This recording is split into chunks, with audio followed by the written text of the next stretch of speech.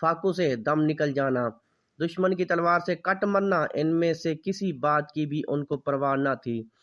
یہ خانہ بدوش بڑے وحشی آدمی تھے۔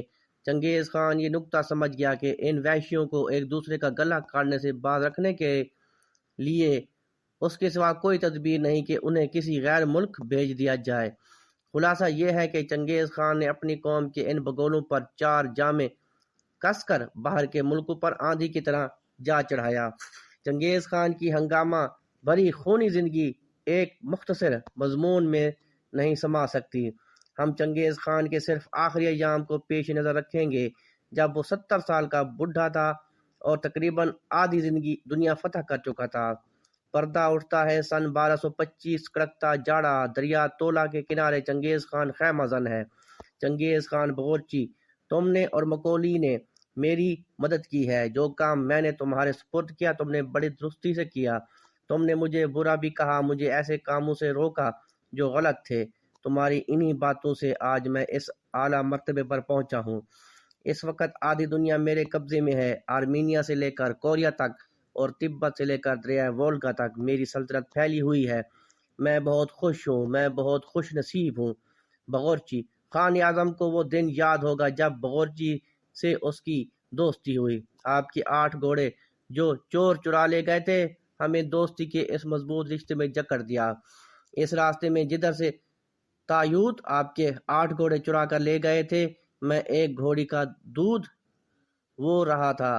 کسی خبر تھی کہ وہ نوجوان جو 8 گھوڑوں کے لیے اتنا حیران اور پریشان ہے، ایک روز آدھی دنیا کا مالک ہوگا۔ خاقان کو یاد ہوگا کہ آپ اپنی گھوڑی ٹھہرا کر چنگیز، مجھے اچھی طرح یاد ہے، میں نے تم سے بڑی پریشانی کے حال میں پوچھا تھا، کیا تم نے ادھر 8 کوتل گھوڑے اور سوار دیکھے ہیں؟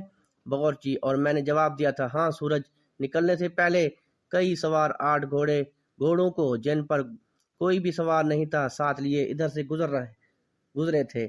جس راستے سے وہ گئے ہیں وہاں گھوڑوں کی سموں کے نشان ہیں، وہ تمہیں دکھا سکتا ہوں۔ چنگیز، ہم بڑی ترکیب سے ان گھوڑوں تک پہنچے اور انہیں ہانک کر واپس لے آئے۔ تایہوت کو خبر ہو گئی، انہوں نے ہمارا پیچھا بھی کیا۔ تم نے مجھ سے کہا وہ تیر کمان مجھے دے دو، میں پیچھے رہ کر ان کا مقابلہ کروں گا۔ بغورچی، مگر آپ نے میری درخواست منظور نہ کی۔ غرض یہ کہ ہم دونوں گھوڑے دوڑاتے آگے بڑھتے رہے یہاں تک کہ شام ہو گئی اور روشنی کم ہونے لگی، مگر وہ سبزے گھوڑے والا تایہوت اب اس قدر قریب آ گیا تھا کہ اپنی مدد آپ پر اور مجھ پر آسانی سے پھینک سکتا تھا۔ چنگیز، میں نے اس وقت تم سے چلا کر کہا تھا، بغورچی دیکھو کہیں یہ دشمن تمہیں کہیں اپنی کمند سے گرا کر زخمی نہ کر دے۔ ٹھہرو، میں اس پر تیر چلاتا ہوں۔ بغورچی تیر نشانے پر بیٹھا، وہ تایوت گھوڑے کی پیٹھ پر سے گرا اور ہم رات کے اندھیرے میں 8 گھوڑے ساتھ لے بھاگے۔ چنگیز ہنستا ہے، تم جب واپس اپنی جگہ پر پہنچے تو ڈرے کہ تمہارا باپ تمہاری غیر حاضری پر خفا ہوگا۔ پہلے جلدی سے جا کر تم نے دودھ کا مشکیزہ گھاس میں سے نکالا اور اپنے پاس سے کہا، یہ میرے ساتھ والے آئے تو بہت تھکے ہوئے تھے اور بہت پریشان تھے، میں ان کے ساتھ چلا گیا۔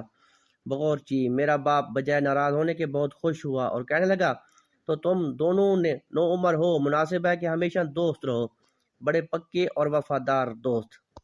چنگیز لمبا سانس لے کر، جوانی کے دن بھی کیا دن ہوتے ہیں۔ بغورچی، بلند آسمان کی قسم ہے خاقان، تمہیں اپنا عزیز ترین دوست یقین کرتا ہے۔ قدرت کے رنگ نیارے ہیں۔ موسیٰ آگ لینے گیا تو اسے پیغمبری مل گئی، میں اپنے گھوڑوں کا کھوج لگانے نکلا تو مجھے تم مل گئے۔ ہنستا ہے بغورچی، ہنستا ہے چنگیز۔ بغورچی، اچھا بھلا یہ تو بتاؤ، انسان اپنی سب سے بڑی خوشی اور مسرت کس بات میں سمجھتا ہے؟